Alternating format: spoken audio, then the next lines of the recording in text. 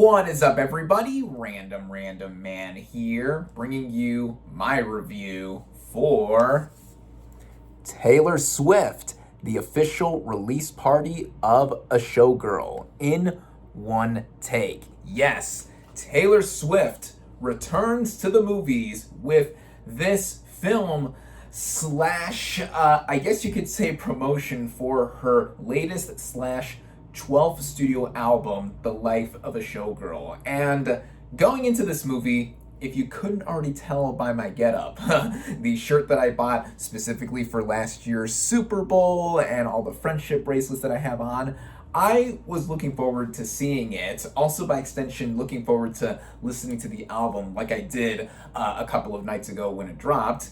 I am a big Taylor Swift fan. Yes, I am a Swiftie. Previously, here on my channel, I did review two films centered on Swift specifically. The Netflix documentary Miss Americana back in 2020, and then of course, the Eras Tour concert film in 2023. If you want to know more on my further thoughts on those two films, I will leave links in the description for them.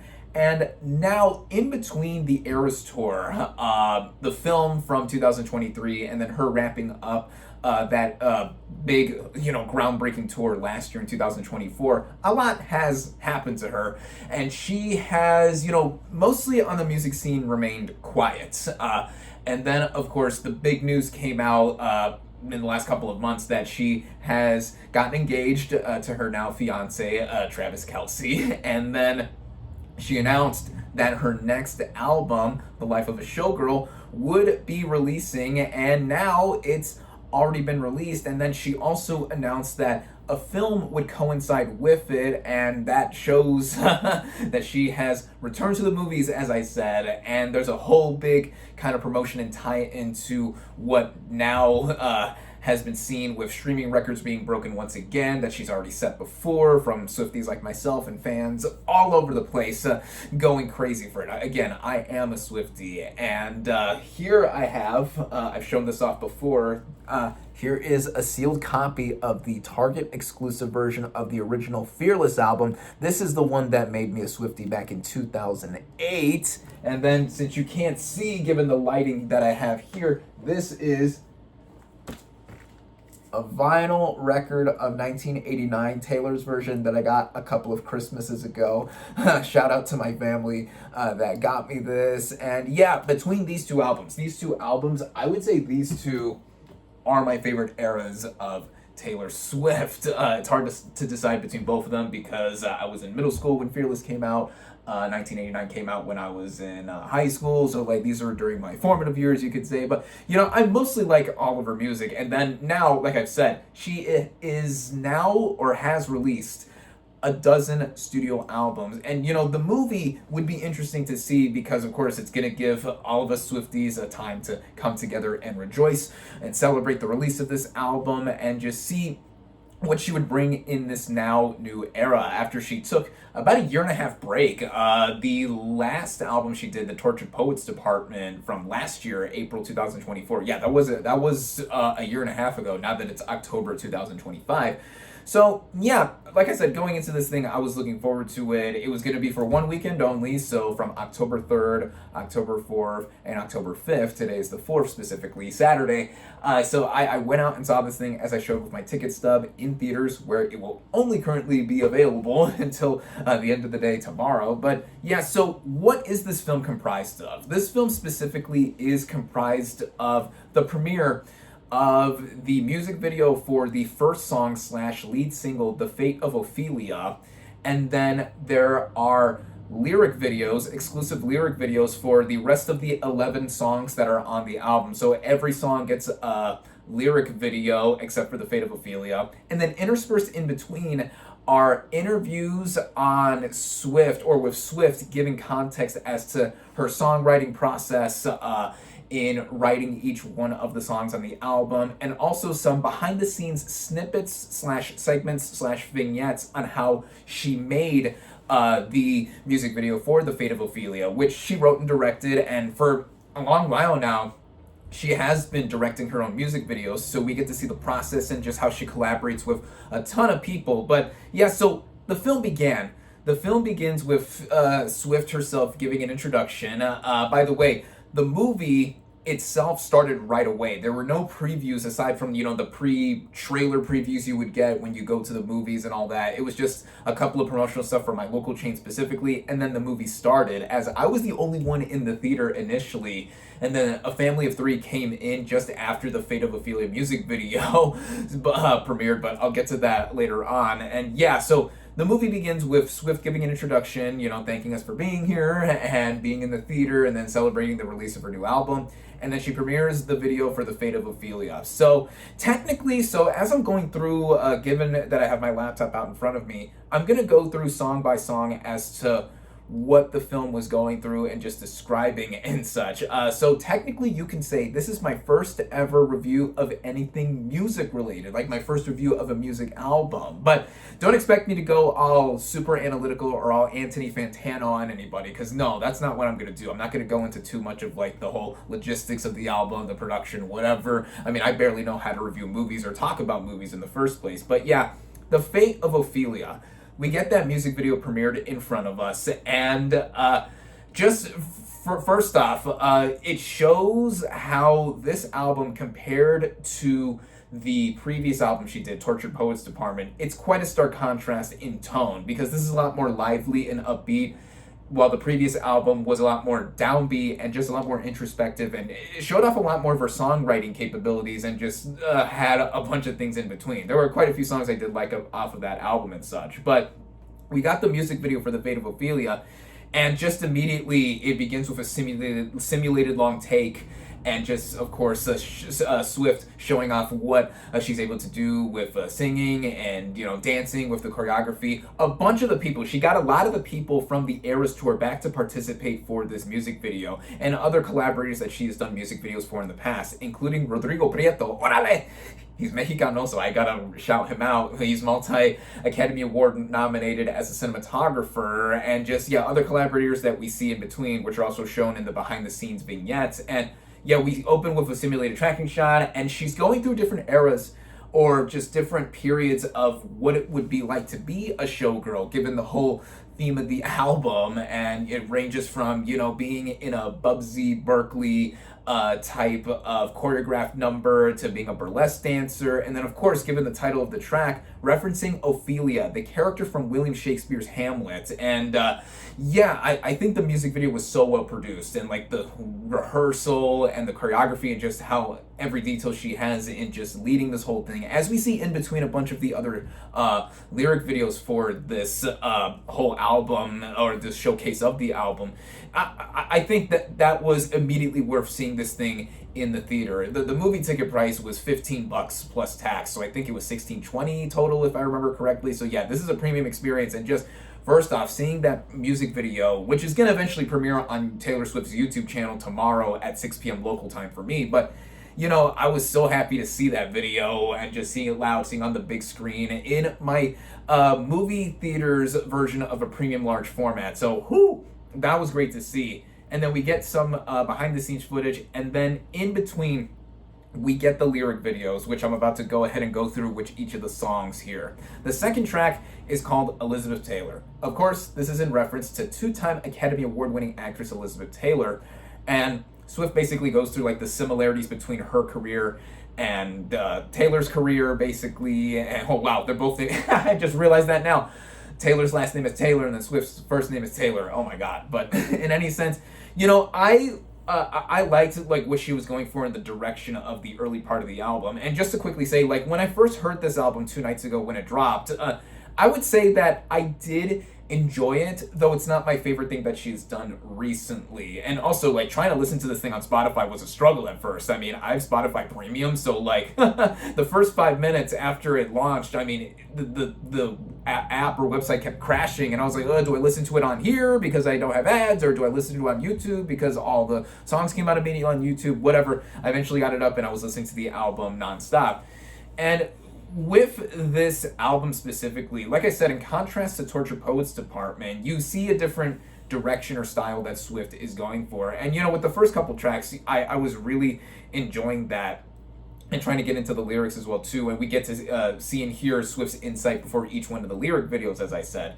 Then Opalite is the third track, and this one, not to be basic, to say that Fate of Ophelia is my favorite track on the album, but Opalite maybe would be a close second or is my favorite because of how, you know, chipper and cute and upbeat that song is as well. And literally right before the movie started, I was waiting in the theater before the film, you know, obviously began. I saw an Instagram reel that immediately compared this song to Luis Miguel's Dos Enamorados. Orale, another Mexicano. But yeah, because it's got a similar beat and stuff. And, you know, I don't know if that's by pure coincidence or whatever. And I was looking at the comments to see if people were going to say, oh, she stole it or didn't tribute him or da-da-da. Because in the next track, there is a specific tribute. But in any sense, oh, yeah. I mean, both of them are catchy songs. I mean, they're upbeat and, you know, very light, I think. So I was able to appreciate that as well. The fourth track, Father Figure.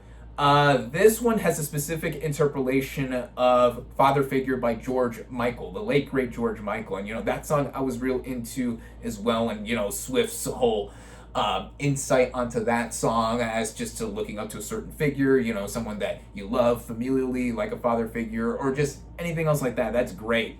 And then the fifth track, Eldest Daughter. Now, this specifically is where I was kind of not feeling the same wavelength as the album in what it showed beforehand with the first four tracks. And, you know, of course, Swift is the eldest daughter in her family. She has a younger brother as well. But with this, and then just kind of to like skip through some of the other songs, Eldest Daughter, then Ruin the Friendship, and then Actually Romantic, and I'll say by extension Wish List from what I recall. I've only listened to this album once before seeing this film. So yeah, between that middle chunk of the album, I thought it got kind of messy, or that she was just treading some ground that she's already done before. I mean, of course, she's known for much of her discography being autobiographical, going into like past relationships, and, you know, also her navigating the industry, stuff like that.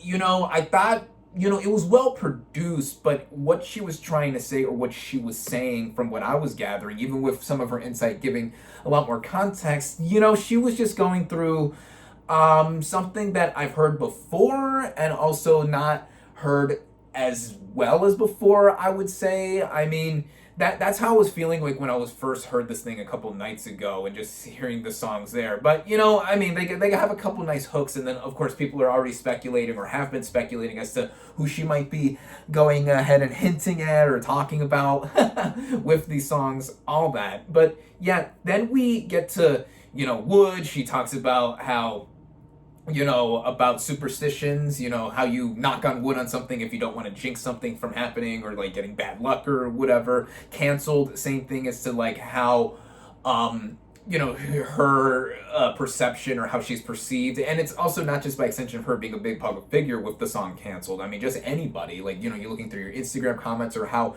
you are perceived or how you put yourself out, anything, how it can be looked at, basically, from how your image is online or whatever.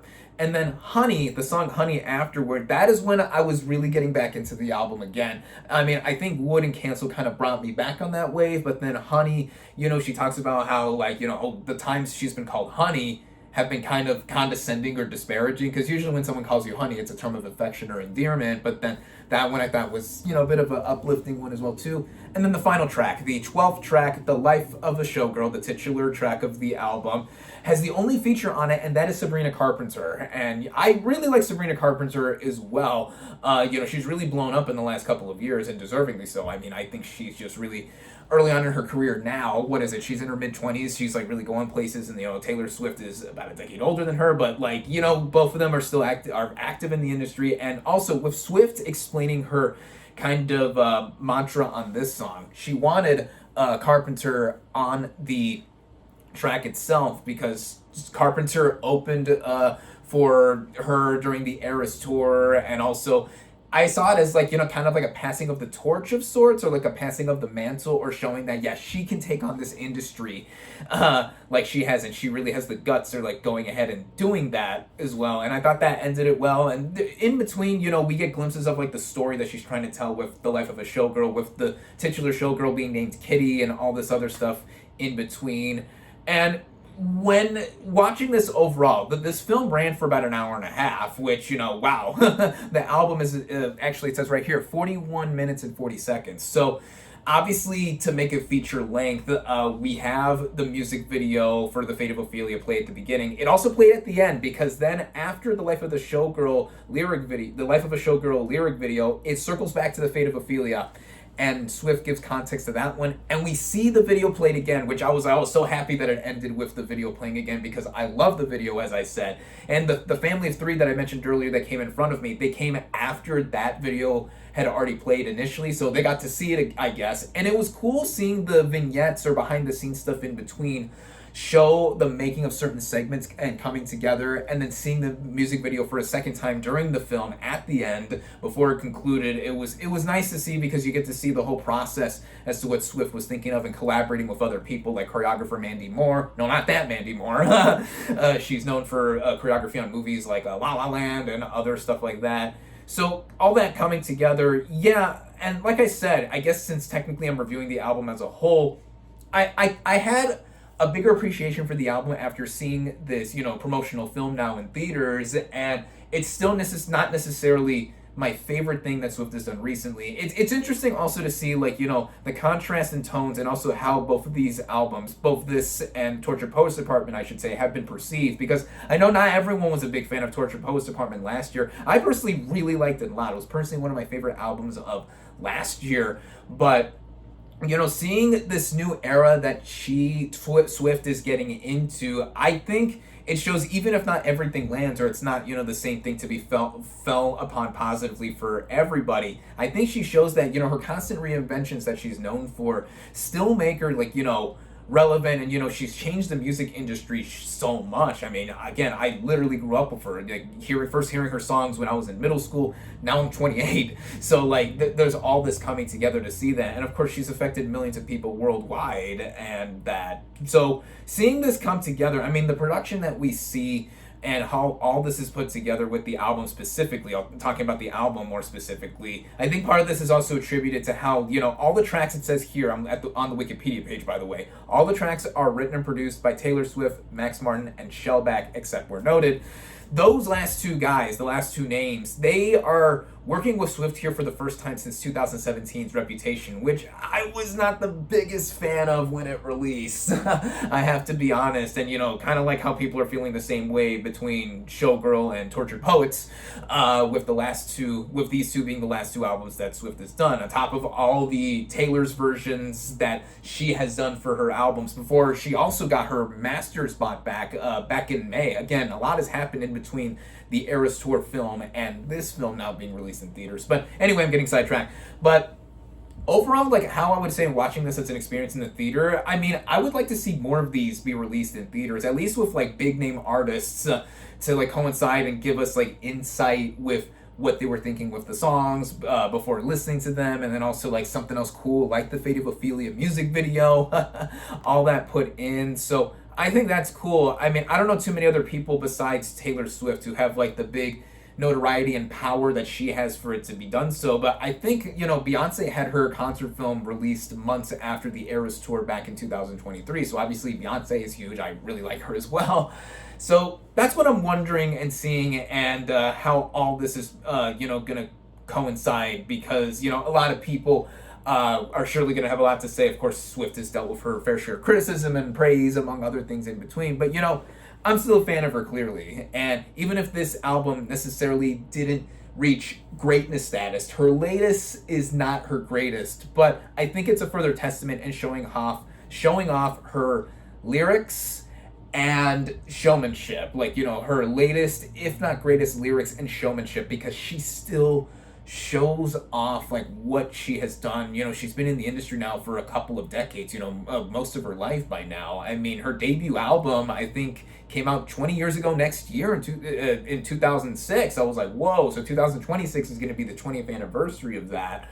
And it's like, wow, it's a lot to it's a lot to take in from there. Yeah, I was just double checking. I was right. Yeah, 2006 was when the self-titled Taylor Swift album came out. But yeah, so, going in between, I think that this album, I think it is a good album. Again, not my favorite. And part of it, I guess, I was thinking about and reflecting on like a lot of the imagery that we saw in the music video for Ophelia and other stuff like that. I guess when listening to the album, I was picturing a lot of the promotional photos that Swift posted on social media and other stuff like that wasn't exactly matching the tone that I guess was set off or put on me with the album. I guess that's one quibble I would say I have with it. But in any sense, yeah, I think that, oh my god, this is what I get for doing this in one take, as I always say. But again, coming together, I mean, this is a very easy album to listen to. Again, it's only just over 40 minutes, and then the film itself that I'm talking about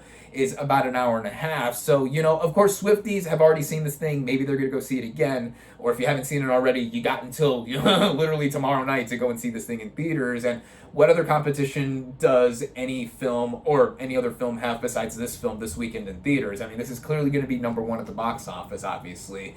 And for it being a limited special event, like the K-pop Demon Hunters sing-along thing that we had at the tail end of this past summer, only on Saturday and Sunday, that blew up, and I love that movie as well too. I was late to the game on that, but yeah, in any sense, I still love Taylor Swift no matter what. And with this album now being the next step as to what she is doing, and oh my god, what was that?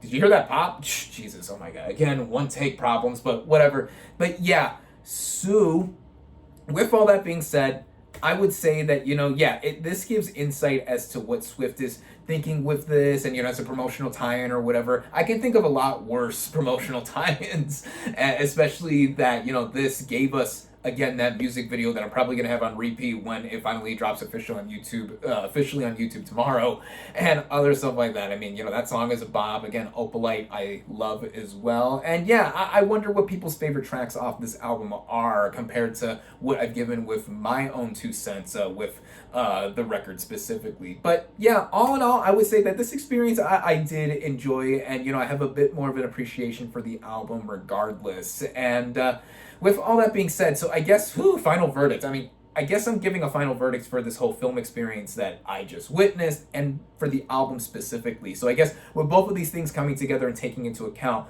my final verdict for Taylor Swift, the official release party of A Showgirl, is 3.5 out of 5 stars. And there you have it.